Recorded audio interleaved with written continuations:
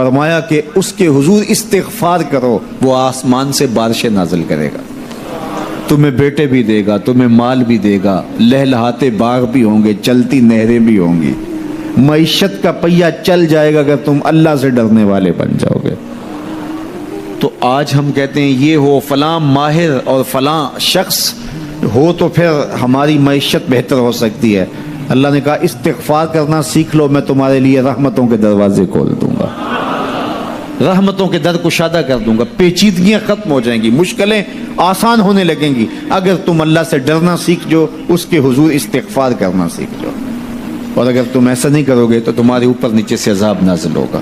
وَهُوَ الْقَادِرُ، وہ اس بات پہ قادر ہے، ان یبعث علیکم عذاباً، کہ وہ تمہارے اوپر عذاب نازل کرے، تمہارے اوپر سے، تمہارے نیچے سے۔ اللہ اکبر۔ اوپر کا عذاب کیا ہے کہ آسمان سے پتھر برسیں، نیچے کا عذاب کیا ہے زلزلے آئیں، یا پھر زمین فصل دینا چھوڑ دے، زمین بنجر ہو جائے، یہ نیچے کا عذاب ہے۔ حضرت عبداللہ ابن عباس رضی اللہ تعالیٰ عنہ فرماتے ہیں اوپر کا عذاب یہ ہے تمہارے حکمران نااہل ہوں، اور نیچے کا عذاب یہ ہے تمہاری اولادیں نافرمان ہو جائیں۔ یہ اوپر اور نیچے کا عذاب ہے جس میں تمہیں مبتلا کر دیا جاتا ہے۔ یہ کب ہوتا ہے؟ جب تم اللہ کے حکموں کے نافرمان ہو جاؤ۔ جب چند لوگ اللہ کے نافرمان ہو جاتے ہیں تو پھر ان چند لوگوں کو انفرادی اذیتوں میں اور مشکلات اور پیچیدگیوں میں مبتلا کیا جاتا ہے۔ لیکن جب کوئی قوم من حیث المجموع اللہ کے حکموں کو توڑتی ہے اور اس کے حکام سے روح گردانی کرتی ہے تو پھر پوری قوم کو مشقتوں میں، اذیتوں میں، تکلیفوں میں مبتلا کر دیا جاتا ہے۔ اس کا علاج کیا بتایا؟ استغفار۔ حضرت نوح علیہ السلام نے جو اپنی قوم سے کہا تمہیں مال بھی ملے گا، تمہیں دولت بھی ملے گی، تمہیں بیٹے بھی ملیں گے، سرسبز جو ہے وہ باغات بھی نصیب ہوں گے، ان کی شاخیں پھلوں سے لدی ہوئی ہوں گی، چلتی ہوئی نہریں اور برستی ہوئی بارش، ساون کے نچڑتے ہوئے بادل، اور ماحول کی خنکیاں اور خوبصورتیاں اور جمال اور لہلہاتے ہوئے سبزے، اور تمہارے اوپر ہر طرح کی عنایات برسیں گی اگر تم اللہ سے ڈرنا سیکھ جاؤ گے اور اللہ کے حضور استغفار کرنا سیکھ جاؤ گے، تمہیں خوشحال اور خوبصورت زندگی عطا کر دی جائے گی۔ اللہ اکبر۔ لیکن اگر تم ایسا نہیں کرو گے تو تمہاری معیشت تنگ کر دی جائے گی۔ استغفار کریں، تقوی کے خوگر ہو جائیں، شکر کرنے کی عادت ڈالیں۔ جو شکر کرتے ہیں اللہ تعالیٰ ان کو اور زیادہ عطا فرماتا ہے، دنیا میں بھی اور آخرت میں بھی۔ اس طرح دوسروں کی پریشانیاں دور کریں، اللہ آپ کی پریشانیاں دور کرے گا۔ بانٹنے کا مزاج پیدا کریں، آپ کے پاس جو بھی ہے بانٹ دیں، علم ہے تو بانٹیں، خوشیاں ہیں تو بانٹیں، آپ کے پاس دولت ہے تو لوگوں کے دکھ اس دولت سے دور کرنے کی کوشش کریں۔ جب آپ بانٹنا شروع کر دیں گے تو آپ کا رب آپ کو عطا کرنا شروع کر دے گا۔ یہ بات ہو نہیں سکتی کہ انسان کی زندگی میں مشکل نہ ہو۔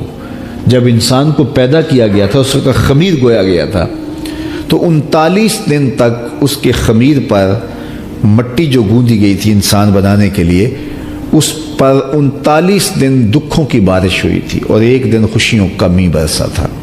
تو انسان کی زندگی میں خوشی اور غم اس تناسب سے ہیں۔ لَقَدْ خَلَقْنَا الْإِنسَانَ فِي قَبْضٍ۔ انسان کی زندگی مشقتوں کا مجموعہ ہے، حالات کی تلخیوں کے سے مقابلہ کرنا پڑتا ہے، لیکن حالات مشکل ہو جائیں تو ان سے نکلنے کا راستہ کیا ہے؟ تو سنیے قرآن کیا کہتا ہے، وَمَن يَتَّقِ اللَّهَ يَجْعَلْ لَهُ مَخْرَجًا وَيَرْزُقْهُ مِنْ حَيْثُ لَا يَحْتَسِبُ۔ جو اللہ سے ڈرنے لگ جاتا ہے، تقوی اختیار کر لیتا ہے، تو پھر اللہ تعالیٰ جل شانہ اس کے لیے مخرج پیدا کر دیتا ہے، یعنی اس مصیبت سے نکلنے کے اللہ راستے دیتا ہے۔ یہ اس شخص کا مقصوم ہے جو اللہ سے ڈرتا ہے۔ اس پر مشکلات اس پہ بھی آتی ہیں، یہ نہیں کہ اس پہ مشکلات نہیں آتی، زندگی کی مشکلات کا وہ بھی شکار ہوتا ہے، لیکن جو ہی مشکلات آتی ہیں ان مشکلات سے نکلنے کا اللہ اسے راستہ بھی عطا کر دیتا ہے۔ اور دوسری بات، وَيَرْزُقْهُ مِنْ حَيْثُ لَا يَحْتَسِبُ، اللہ اس کو وہاں سے رزق دیتا ہے جہاں سے اسے گمان بھی نہیں ہوتا، وہاں سے رزق دے دیتا ہے۔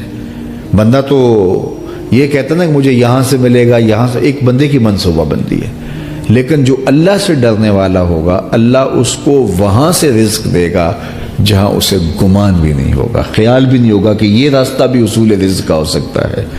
تو یہ میرے رب کا وعدہ ہے اور میرے رب کے وعدے سچے ہیں۔ تو تو جب تم اللہ سے ڈرنے لگو گے تو یہ تخت و تاج، یہ دنیا کی عزتیں، یہ تمہارے قدموں میں ہوں گی۔ اس سے ڈرنے کا نتیجہ ہے جو تمہارا رب تمہیں عطا فرمائے گا۔ حضرت عمر رضی اللہ تعالیٰ عنہ کی خدمت میں ایک شخص آیا، اس نے کہا میرے ہاں اولاد نہیں ہے، تو آپ نے کہا استغفار پڑھا کرو۔ ایک دوسرا شخص آیا کہ صاحب بارشیں نہیں ہوتی، فرمایا استغفار پڑھا کرو۔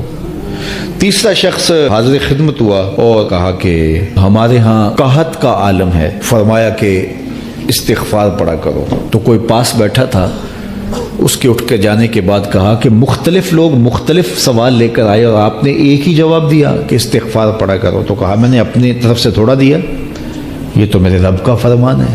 کہا وہ کیسے؟ کہا سورہ نوح پڑھو، فَقُلْتُ اسْتَغْفِرُوا رَبَّكُمْ۔ حضرت نوح علیہ السلام نے اپنی قوم سے کہا کہ اپنے رب کے حضور استغفار کیا کرو، اِنَّهُ كَانَ غَفَّارًا۔ اس کا نتیجہ کیا ہے؟ جب تم استغفار کرو گے تو وہ تمہارے گناہ بخش دے گا۔ ایک تو فائدہ اس کا یہ ہوگا، وَيُرْسِلِ السَّمَاءَ عَلَيْكُمْ مِدْرَارًا، آسمان سے موسلادھار بارشیں بھی برسیں گی، وَيُمْدِدْكُمْ بِأَمْوَالٍ وَبَنِينَ، اور اللہ تمہیں استغفار کی برکت سے مالا مال بھی کر دے گا، وَبَنِينَ، اور تمہیں بیٹے بھی عطا کرے گا، وَيَجْعَلْ لَكُمْ جَنَّاتٍ وَيَجْعَلْ لَكُمْ أَنْهَارًا، تمہیں باغ بھی عطا کرے گا اور تمہیں چلتی ہوئی نہریں بھی عطا فرمائے گا۔